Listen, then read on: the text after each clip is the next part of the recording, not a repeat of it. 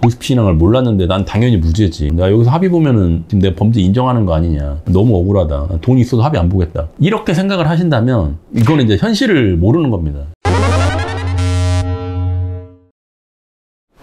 안녕하세요. 소송의 돌파구 송파구 변호사 이병찬 변호사입니다. 오늘은 보이스피싱 공범으로 엮이신 분들, 특히 피해자와의 합의가 필요한지 이 부분에 대해서 설명을 드리겠습니다. 일단은 보이스피싱 공범으로 엮이시는 분들의 분류를 하다 보면은 진짜 자기의 통장으로 돈이 들어온 현금 전달책들, 그리고 통장으로 돈이 들어온 건 아니지만 자기가 직접 몸으로 가서 피해자에게 돈을 수거해서 전달한 현금 수거책들, 이 부분에 대한 거는 이제 다른 영상에서 소개가 있기 때문에 그 부분을 참조하시면 될 것이고, 전달책 분들은 양형 중에서 이제 실형이 나오지가 않습니다. 본인의 실수의 정도에 따라서 무죄, 무혐의, 기소유예, 벌금, 집행유예 이 네 가지 중에 한 가지를 받게 되시는데, 사실은 피해자와의 합의가 필수적이지는 않습니다. 그 미필적고의 싸움에서 이기시면 충분히 합의를 안 보고도 무죄, 무혐의를 받을 수 있는 거기 때문에, 정말로 피해자와의 합의가 필요한 분들은 이 현금 수거책 분들, 이분들은 기본적으로 이 양형에서 앞에 이제 네 가지 무죄, 무혐의, 기소유예, 벌금, 집행유예는 없고 기본 시작이 실형입니다. 실형을 안 받으려면 집행유예를 내리는 요인이 피해자와의 합의입니다. 가장 궁금해하시는 분들이 현금 수거책인데 꼭 피해자와의 합의를 이뤄야 되느냐.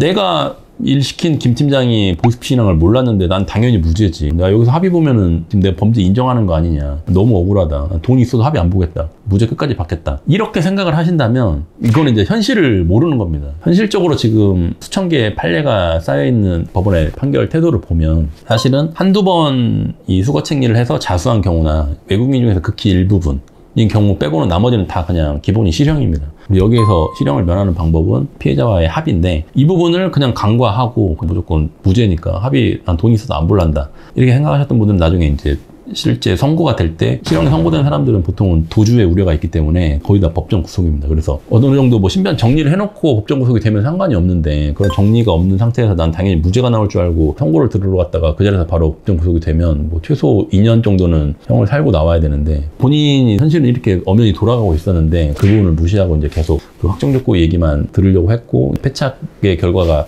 그렇게 법정 구속으로 이어지는 거고, 그래서 기본적으로는 그 미필적 고의에 대한 이해가 선행이 되어 있어야 됩니다. 그래서 그 부분에 대한 건 이제 다른 영상에 설명을 해드렸기 때문에 미필적 고의 부분은 참조를 하시면 되는 거고, 현금 수거책으로 엮였다라고 하고 나는 정말로 억울하다라고 하면 무죄 주장은 합니다. 하는데 선고 때 법정 구속은 되면 안 되니까 안전적인 측면에서 합의도 같이 진행을 하는 겁니다. 이렇게 합의를 진행한다고 했을 때 의아한 점이, 무죄 주장을 하는데 이게 합의를 본다는 게 모순되는 거 아니냐라고 하는데, 보이스피싱 사건에서는 확정적 고의가 아니라 미필적 고의 때문에 처벌된다고 하지 않았습니까? 미필적 고의라는 게 이런 외부적 정황으로 봐서는 미필적으로나마 알 수 있었는데도 불구하고 이 일을 했다. 미필적 고의 인정, 뭐 실형 이렇게 되는 겁니다. 그래서 당연히 부인을 하는 게 이제 그 미필적 고의의 논리적인 기본이어서, 이런 사람이 합의를 본다는 거는 자기의 행동으로 인해서 어쨌든 보이스피싱 피해자가 발생한 건 이제 알게 됐고, 내가 없었다면 사실은 보이스피싱 범행이 완성이 안 된다는 건 범행을 부인하는 입장에서도 알게는 됩니다. 재판을 갖는 과정에서. 어쨌든 내가 의도를 했던 의도하지 않았던지 간에 나로 인해서 발생된 피해에 대해서는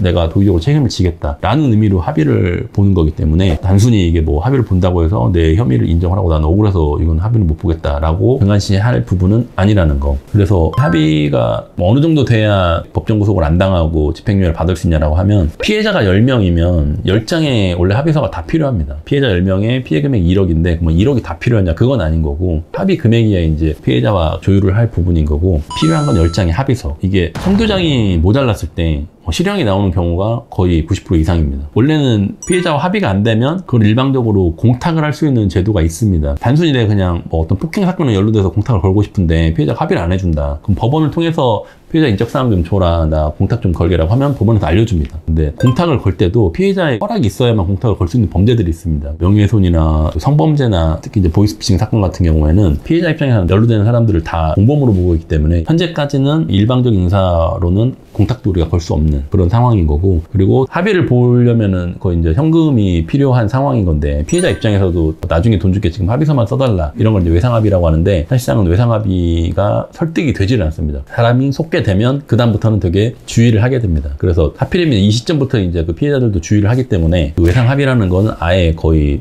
가능성이 없다고 보시면 되고, 노력을 했는데도 불구하고 돈도 있고 의사도 있는데 합의를 못 보는 경우도 있지 않습니까? 그런 경우에는 효율적으로 잘 소명을 하고, 돈이 없어서 합의를 못 보면 그건 어쩔 수 없는데 무턱대고 확정 조건이 없다고 해서 당연히 합의가 불필요한 거 아니냐라고 하는 그런 생각은 너무 단순한 생각이고 현실을 모르는 선택이다. 오늘 영상은 그 보이스피싱 공범으로 엮이신 분들이 꼭 피해자와의 합의가 필요하냐, 이 부분에 대한 설명이었습니다. 전달 측의 경우에는 피해자와의 합의가 결론적으로는 필요가 없다고 보시면 됩니다. 그리고 수거책으로 엮인 경우에는 횟수가 3회가 넘어갔고 자기가 자수한 경우가 아니라면 피해자와 합의는 꼭 필요하다. 이번은 좀 유념해 두시고 선택을 할 때 최소한 합의가 없으면 법정 구속될 수 있다는 부분은 염두에 두시고 그렇게 선택을 하시면 됩니다.